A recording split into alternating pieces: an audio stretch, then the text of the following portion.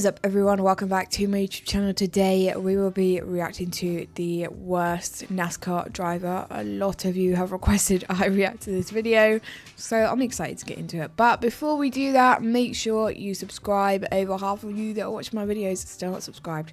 Just hit the bell, it takes 2 seconds. And if you'd like to become a member on my channel and receive exclusive perks, you can also do it by hitting the join button down below.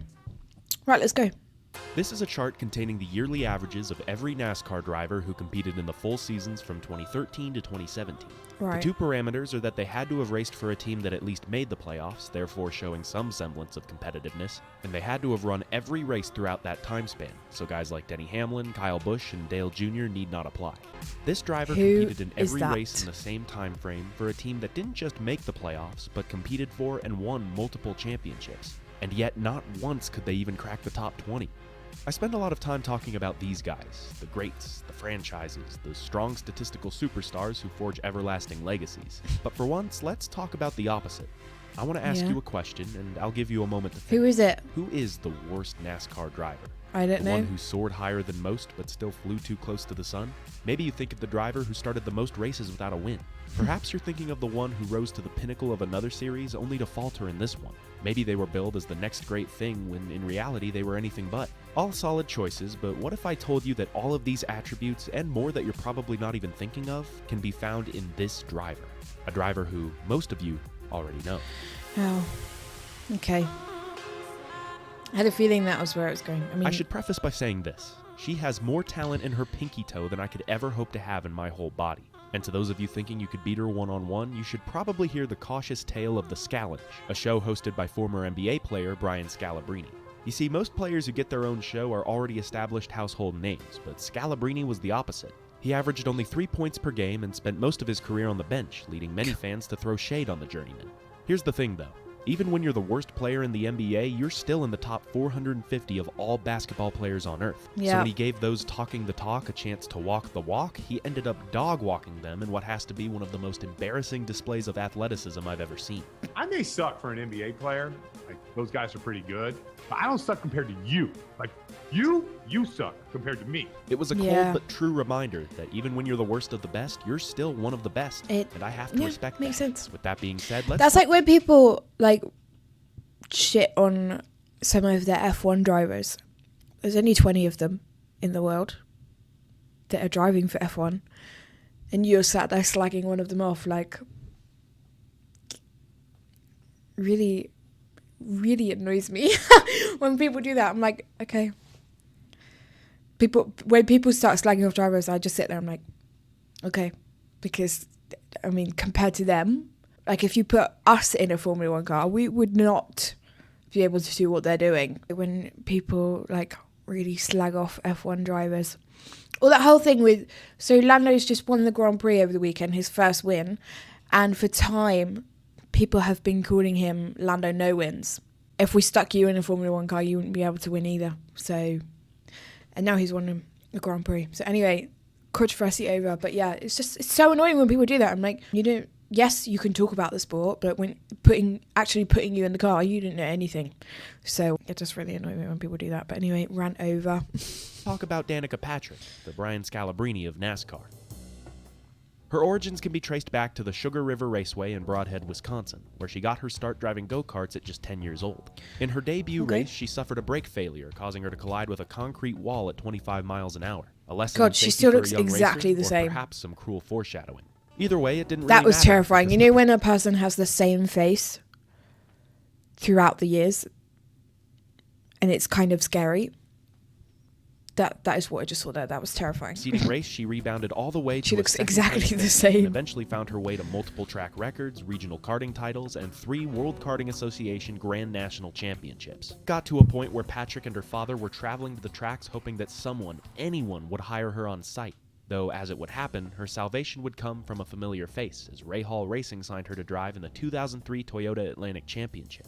Now, I'm no open-wheel aficionado by any means, but some of the names in this league even I recognize. AJ Allmendinger, Joey Hand, John Fogerty, Simon Pagenaud, this league was no joke. and one would be forgiven in assuming that Danica would take a while to adjust. If it wasn't enough that she was surrounded by oodles of talent, she was also the first woman to compete in the series in almost 30 years. Though all the doubt would be quelled when come the first race in Mexico, she would become the first woman to score a podium ever, and later become the first to take a second-place finish, the pole, and hold the points lead. Fair she might not play. have won a race in this series, but her performances proved that she had more than enough raw talent to hang with the best. And after 2 promising years, she would not only get the chance to challenge the best, but become the best, as she would make her long-anticipated leap to IndyCar. Wow. Hype is a word you're going to hear a lot more later on, but even in the moment in the opening race of the 2005 IndyCar season, the hype was real. Danica Patrick coming out of 4, and boys, move over. The lady is coming through. Danica Patrick wins at Twin Ring Motegi. Wow. Although she would drop to a 10th place ranking in 2010 and 2011, she had solidified a strong presence with a total of 124 laps led, 7 podiums, the win in Japan, and an average finish of 10.8. I mean, for comparison, the 2022 IndyCar give it to champion, her. Will Power, has a career average finish of 9th. Had she stuck around and continued to develop, she very well could have won a slew of more races and, who knows, maybe even taken a stab at the Astor Cup. But instead, she decided to branch out into murkier waters. The ARCA Racing Series. So But what wait, now? why would she want to do that? She's an open-wheel star, possible future champion, and hell, if the cards fall just right, a possibility for Formula One. Why would she want to throw all of that away just to drive in circles? Well, as Yeah. you might have noticed, she's gotten quite the paint job. Now sporting a bright highlight green livery, GoDaddy.com went all in on their partnership with Danica. She had her eyes on stock car racing for a good while, and while she was an esteemed IndyCar driver, the pageantry and flashiness of stock car racing was just too much to ignore. So after her second stock car test, this time at Daytona, she would be back a few months later to make her ARCA Series debut. She only ran this one race, but the race happened to be the epitome of ARCA as a whole, as nearly half the laps were run under caution, and of the 43 starters, only 19 finished on the lead lap. Wow. Danica, however, seemed to fare pretty well, and despite Nelson Piquet saying Danica is all mine, she managed to claw her way back to a respectable 6th place finish. A solid first showing, and one that could inspire a promising future, provided that she prove herself in ARCA, maybe run a few years in the trucks, and then just maybe nab a ride in the Nationwide Series. She would skip straight to the Nationwide Series. Of course. Literally a week after her first stock car race, she would be back at Daytona to run the day before the 500. That Needless is to say, crazy. things did not go according to plan. Yeah, no Multiple wonder. car crash, including Danica Patrick, among many others, here on the front straightaway. She made 13 starts that season, none of which she could manage a finish higher than 19th. Compared to every other driver who made starts with Junior Motorsports, she had the worst average finish of 28th. For any other driver running their first Damn. races in a stock car, let alone motherfucking NASCAR, this would be respectable. But you have to remember, we're talking about one of the most renowned racers in the country and maybe even the world, both in praise and popularity, when she no doubt returned to the Nationwide Series for another year. She's in the Cup Series. Alright, we need to talk. I know she's one of the most marketable drivers in history and, like Tony Stewart, exhibited gobs of potential on the Indy circuit, but can we get some perspective? Most of these guys have been running these kinds of races since they were able to walk, Yeah. whereas she ran her first ever stock car race just 2 years ago, and now she'd be thrown to the wolves, competing against some of the best drivers in the world. Yeah, that's In crazy. retrospect, it was a disaster waiting to happen. There's yeah, a of reason why course. so many of today's stars have to languish with inferior equipment before they get their big break. Well, rule number one of stock car racing is learn how to wreck someone without wrecking yourself. Like her first yeah, year I've with seen Junior that clip. Motorsports, she wrapped up a 10-race stint with an average finish of 28th. Although, unlike her other rookie campaigns, this one didn't hold a lot of promise. It just didn't seem like she was comfortable. Certainly not ready for a full-time ride in the Cup Series. I think you know how this goes by now. Danica Patrick will join the team for her rookie year in the NASCAR Sprint Cup Series. Both she and Stewart say even if she struggles on the track, she can still be a valuable teammate. In the first race of the year, where she wrecked out on lap 2 in the year before, she managed to pull off what I believe is the single best performance of her tenure in NASCAR. She got the pole. She led Wow. the first laps of her career. She became Okay. the first woman to lead a lap in the Daytona 500, and she captured a career-best 8th place finish, all in one day. For being such a snooze fest, this race gave Stewart-Haas the reassurance that they had made the right choice. Yeah. So how about the next race? Low treble front Oh, straightaway, she's big pile up. decided not to Danica take the Patrick corner. and the 34, David Reagan. Ugh, well, at least you still have plenty of races left. Into the wall. 2 cars hard in the wall in turn 3. Danica Patrick and Brad Keselowski. All right, no. just try to keep it in one piece. And now we get a caution. It's our 4th of the day, and this time for Danica Patrick. Daytona would turn out to be the only laps led or top 10 finish for the entire year, as she could What? only manage a 27th place points finish at season's end.